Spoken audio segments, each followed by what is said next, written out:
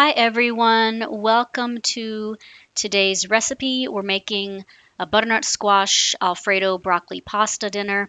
I have made this before, so I'm not sure who the original recipe creator is, but this version is going to be partially vegan. I shouldn't even say that, but this original recipe is not vegan, but I think you can easily make it vegan just by substituting the milk for coconut milk.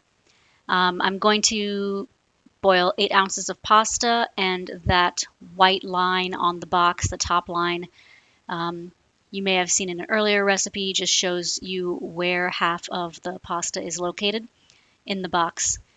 Then you're supposed to take 1 cup of cubed frozen butternut squash and cook it at 400 degrees for 20 minutes. I started doing that in our toaster oven, and then I realized I hadn't put anything down on the pan and it was going to stick all over the place. So instead, I decided just to microwave it for, a minute or two. And that worked fine. I mean, it steamed up well. I think this was already cooked because I did actually buy a butternut squash, an actual squash, for an earlier recipe and saved half of it for this recipe. But the original recipe does request frozen butternut squash, a cup of it. And that wasn't a cup. I just kind of poured the whole thing in later on in the recipe. So next, as the pasta is boiling, you're going to take 2 cloves of garlic and mince that.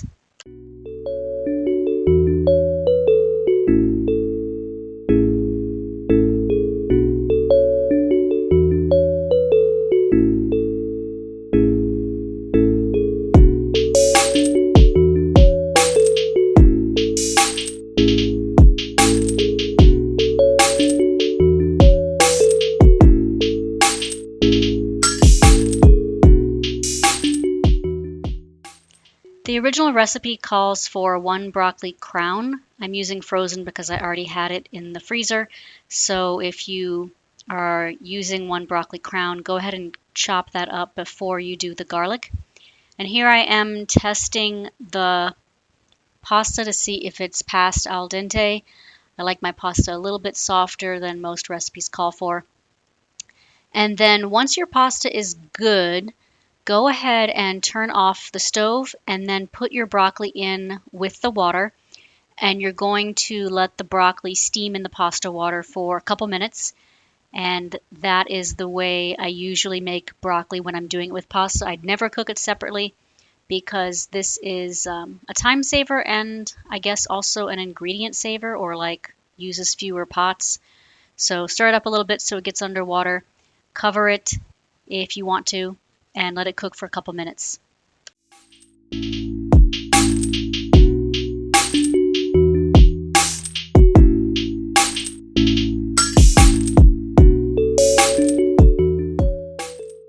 When you can tell the broccoli's done, go ahead and drain the water and then set that off to the side. Next, you're going to take a 1/4 cup of butter. That happens to be 4 tablespoons. You can use a butter substitute that's vegan. Mine happens to be vegan margarine.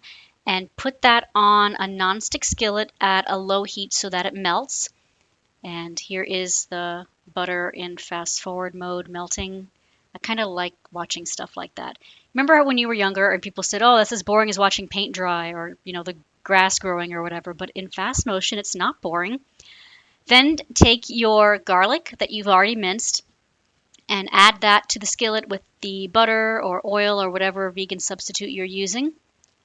I think oil would be a fine substitute. I've never tried it though. So let me know if you happen to try it, how it tasted. And then you're going to stir it up a little bit, let the garlic cook, let it get slightly brown before you add the next ingredient.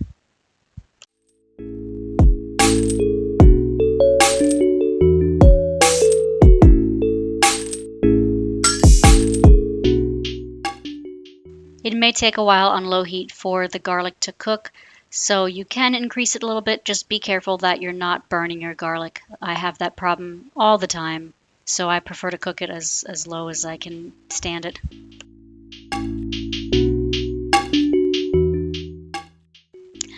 Next, you're going to take 3 tablespoons of flour and add that to the skillet.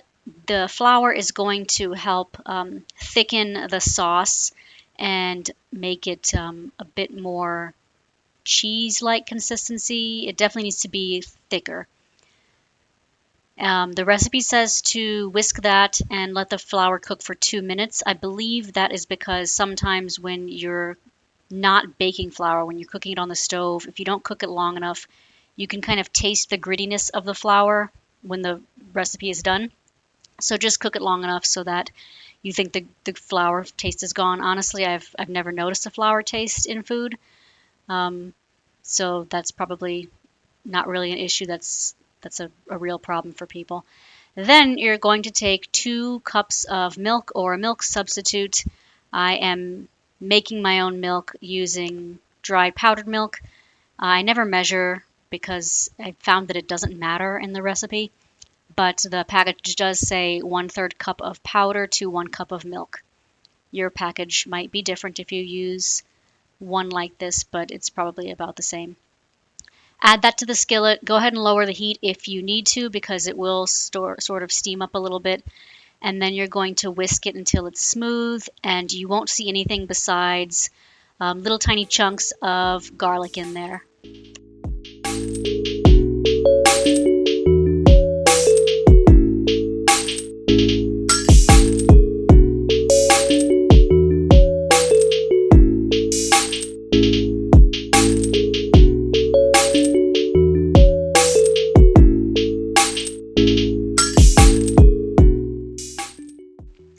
So this mixture won't really thicken until it starts to boil.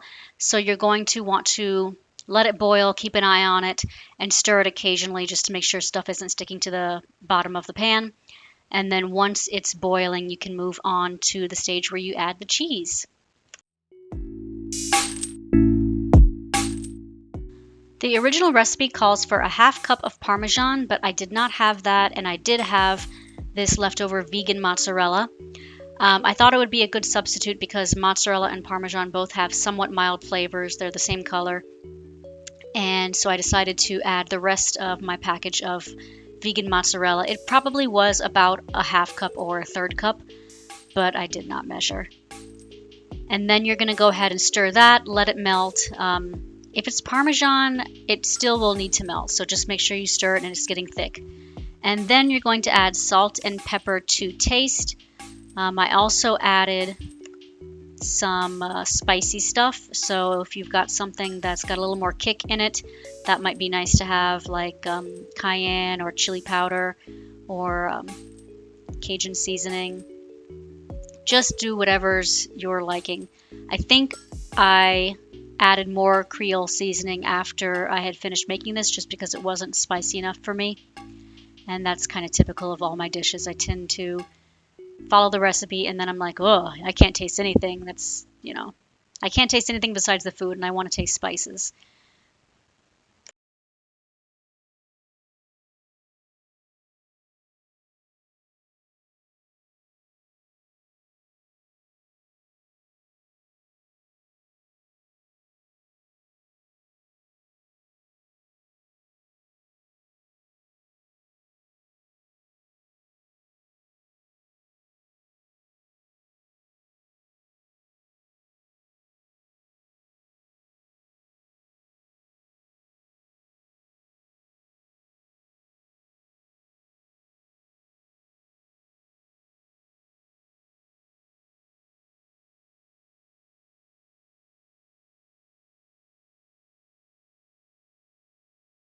Okay, we are moving into the home stretch, people.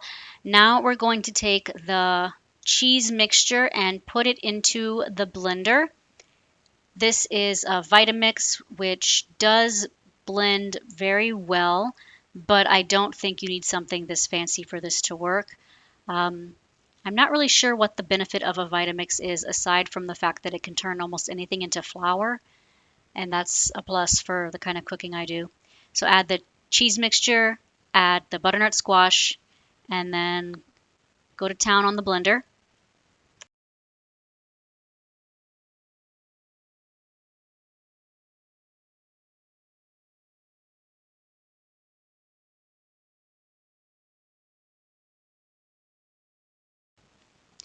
And this is what it should look like when it's done.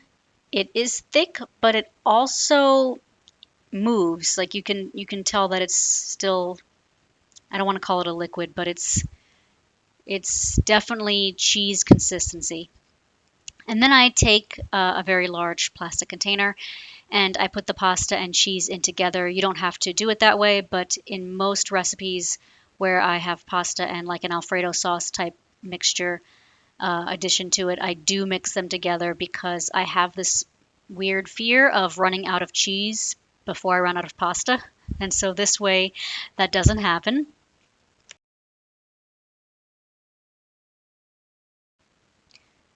Go ahead, like, share, and subscribe if you're enjoying this recipe so far. I had to speed up the scraping of the blender because I don't know, I can't scrape food out of containers. It's like a chore for me. So I didn't want you to have to suffer through that. Mix everything up really well, and from here on out you are pretty much done. You can see it does stir, it really looks like cheese. And aside from the cow's milk, nothing in here is an animal product. So if you wanted to substitute coconut milk, I think that would work very well. I've seen a lot of recipes for cheese sauces that include coconut milk or coconut milk as a milk substitute in general. It's got good color because of the butternut squash, and I think the only real point of adding the butternut squash in here is for the extra health factor of it. And I think it also thickens it a bit too. So it may be thinner if you don't have butternut squash. You could probably make this without it, and it would taste pretty darn good. And it was very good. I did add some spices afterwards, but I did enjoy this. And this is the first time I've made it with vegan cheese, and it was delicious. Thanks very much, guys. Happy eating.